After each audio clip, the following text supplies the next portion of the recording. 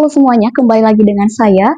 Di sini saya akan mereview buku yang dimana ini adalah salah satu tugas dari mata kuliah literasi dan juga sekaligus bisa menambah wawasan juga bagi kita. Nah, di sini saya akan mereview buku yang berjudul Soulmate. Nah, mungkin ini tidak asing, yang dimana Soulmate ini juga yaitu yang diterbitkan pada tahun 2025. Nah, ini sangat baru sekali. Dan ini penerbitnya itu adalah Dr. Aisyah Dahlan yang sangat populer di media sosial. Nah, jadi apa isi dari buku Soulmate ini? Pernah gak sih kamu bertanya apakah soulmate itu ditentukan sejak lahir? Atau kenapa orang yang awalnya saling mencintai bisa berubah jadi sering bertengkar gitu. Terus apakah cinta sejati cukup untuk membuat pernikahan bahagia? Nah, dalam buku ini akan dijelaskan secara rinci sedetail mungkin karena beliau juga sangat populer sekali dan beliau juga sangat populer mungkinnya di media sosial. Yang pertama, soulmate itu ditemukan atau dibangun. Nah, menurut penulis atau menurut Aisyah Dahlan, soulmate bukan sekedar menemukan orang yang klik gitu kan. Soulmate adalah hasil dari bangun, memahami, dan juga menyesuaikan diri. Artinya, pernikahan bahagia bukan kebetulan, tapi usaha. Nah, mungkin contoh di dunia nyatanya, banyak pasangan saat pacaran merasa sangat cocok. Namun, setelah menikah, mulai muncul konflik. Nah, contoh di dunia nyata mungkin yang kita sering dengar, kayak banyak ya pasangan saat pacaran merasa sangat cocok.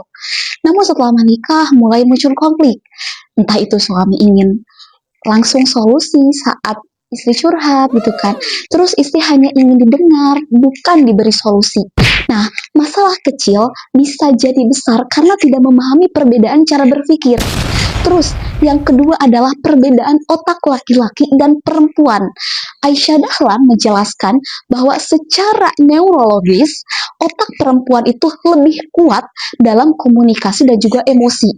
Sedangkan otak laki-laki lebih fokus pada logika dan juga tindakan.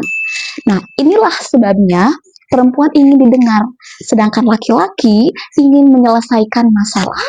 Gitu ya. Jadi, jika tidak paham perbedaan ini, pasangan bisa saling menyalahkan. Terus yang ketiga adalah mengelola emosi dalam rumah tangga. Buku ini menekankan pentingnya mengontrol emosi. Karena seringkali konflik bukan karena masalah besar, tapi karena cara merespon. Nah, kalau misalkan kita di dunia nyata, biasanya suami pulang kerja dalam keadaan lelah, istri menyambut dengan keluhan panjang gitu. Jika suami tidak mengelola emosi, terjadi pertengkaran. Tapi, jika keduanya memahami kondisi masing-masing, konflik bisa juga dihindari. Selanjutnya yang keempat adalah cinta tidak cukup tanpa ilmu. Kenapa? Karena penulis juga menegaskan bahwa cinta saja tidak cukup. Diperlukan juga ada ilmu komunikasi, pemahaman karakter, juga kedewasaan emosional, serta ada juga kesabaran. Buku ini sangat cocok sekali untuk calon pengantin mungkin ya yang mau menikah, atau mungkin untuk pasangan muda yang mau memahami bagaimana pasangan itu, dan serta siapa saja yang ingin memahami dinamika hubungan. Nah, namun jangan hanya membaca, praktiskan. Karena memahami teori tanpa perubahan sikap tidak akan mengubah hubungan.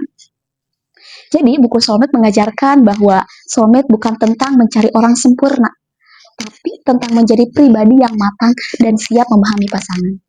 Hubungan yang harmonis tidak datang dengan sendirinya. Ia dibangun melalui komunikasi, pengendalian emosi, dan pemahaman ilmiah tentang perbedaan laki-laki dan juga perempuan. Oke, terima kasih.